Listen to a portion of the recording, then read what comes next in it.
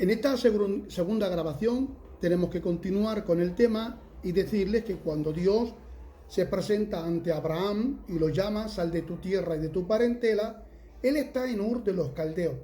Ur es una ciudad mesopotámica, digámosle que en la tierra, ¿vale?, donde está ubicado Abraham, pues vemos por una parte que está Egipto, por otra parte está Mesopotamia, están los acadios, y también en el centro, digámosle, pues que está Ur de los Caldeos, donde está ubicado Abraham.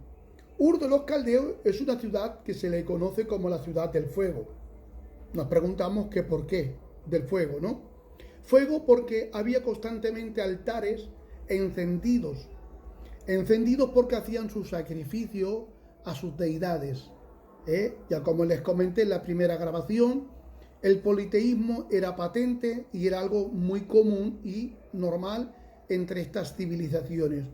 Ellos cada vez que veían, por ejemplo, una lluvia, una tormenta o, por ejemplo, una catástrofe que hubiera en su terreno, ellos creían y concebían que pudiera ser la ira de Dios o de sus dioses manifestada por medio de estos elementos.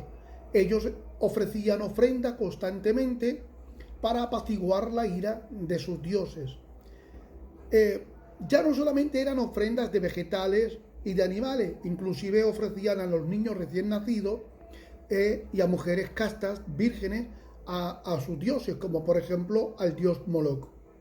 Para no estar argumentando toda la historia del politeísmo y cómo llevaban pues, sus ritos de práctica religiosa, porque quizás sea muy tedioso para muchos, le diré que cuando Dios llama a Abraham, Abraham es un semita. Es un semita. Él es consciente también porque su padre se lo había enseñado la tradición oral. La tradición oral. La tradición oral consistía en enseñar, pues no el judaísmo en sí, porque el judaísmo es una religión que viene más tarde, pero sí la creencia, gloria al Señor, en ese Dios creador que había formado los cielos y la tierra, que había tratado con Adán, con Abel, con Enoc, con Matusalén, con Noé, y así sucesivamente. Y vemos que al menos los semitas que descienden de Sem, supuestamente son los que tienen que mantenerse, pero parece ser que tampoco, que viven muy semejante, muy paralelo a los hermanos hijos de Cam, a los cananitas y a los jafetitas. Cada cual empieza a distribuirse geográficamente por la tierra. Unos se marchan por la parte de Europa, llegan a Etiopía, a África, otros no sabemos cuándo, pero sí que llegan por la parte del occidente y del oriente, llegando hasta inclusive a China. Otros llegan pues a lo que se le llama el río Tigris, y allí, como hay un río caudaloso grande, pues empiezan a edificar y se le conoce como pues la ciudad de Egipto. Estos imperios ya habían crecido, ya estaban pues bien estructurados, estaban muy avanzados. En el momento que Dios llama a Abraham, pues en comparación, y luego también su prole, y luego también vemos que sus generaciones, como Isaac, como Jacob, etcétera, etcétera, viven a años luz de retraso en comparación con los acadios, con Mesopotamia y con los de Egipto. Por ejemplo, Egipto es un país desarrollado, entienden de matemáticas, de aritmética, geografía, arquitectura, entienden de medicina, de embalsamientos y de otras muchísimas cosas más, igual que los acadios. De hecho, los semitas conocen muy bien estas culturas y viven ahí porque tienen algo en común, que adorar pues a una diversidad de dioses. Cuando nos preguntamos que cuando Abraham recibe el llamamiento de Dios y sale de su tierra junto con su sobrino Lot y con su compañera Sarai, la cual es estéril, vemos que él camina por el desierto siguiendo a Dios, pero vemos que se va encontrando con otros reinos, con otras naciones que han prosperado y ellos no. ¿vale? De hecho, entre 500 y 700 años antes que Moisés llegara a escribir lo que se conoce como el Pentateuco, ya existían unos escritos anteriores. La Biblia no es el primer libro de la Biblia del mundo.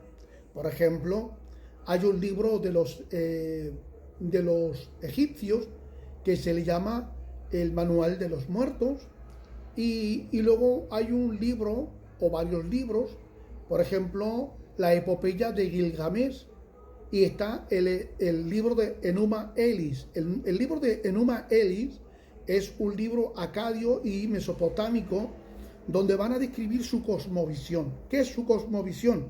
Cómo veían ellos, ¿vale?, el mundo y la creación, a diferencia de cómo se describe en la Biblia. Hay una pequeña similitud.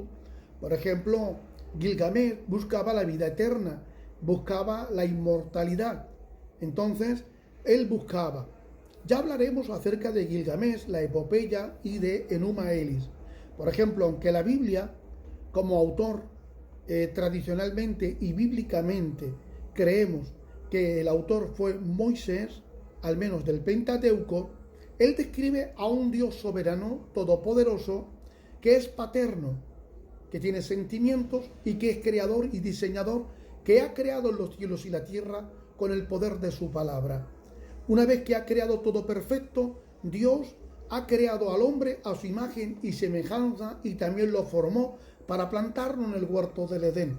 Este hombre era inocente, pero andando el tiempo Dios dijo: no es bueno que el hombre esté solo, le haré una ayuda idónea para él, para que él se pueda implementar o complementar con una semejante a él, que pueda pues entenderlo en su dialecto moral, psicológica y físicamente.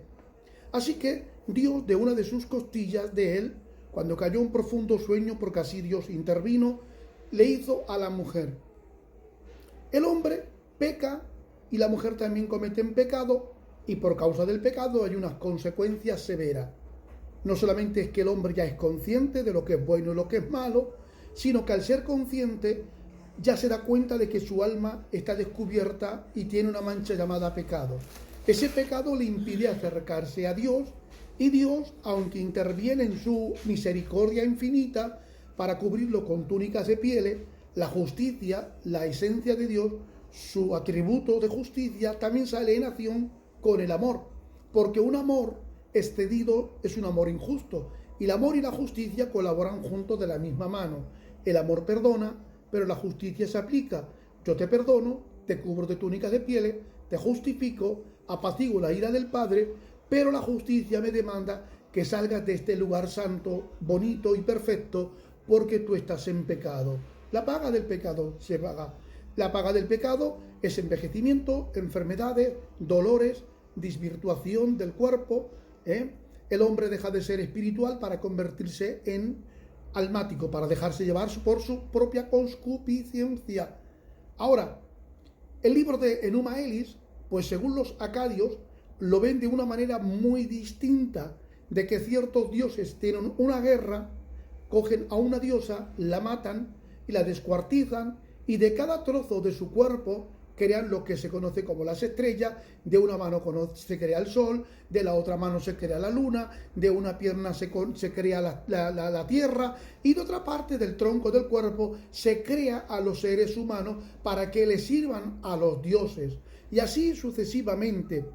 La epopeya de Gilgamesh, así de repaso como introducción, buscando la vida eterna, gloria al Señor, de que hubo una destrucción también y que hubo un problema y un pecado, donde en un paraíso. Entonces la similitud de la historia de Enuma Elis con la Biblia es una pequeñísima similitud, y se dice que como fue entre 500 y 700 años antes que se escribiera la Biblia, que Moisés hizo plagio, que se copió, adoptándolo a su cultura y a su forma para poder escribir. ¿Esto es verdad? No, es mentira. ¿Cómo armonizamos, cómo solucionamos este problema? En la próxima grabación hablaremos de este tema.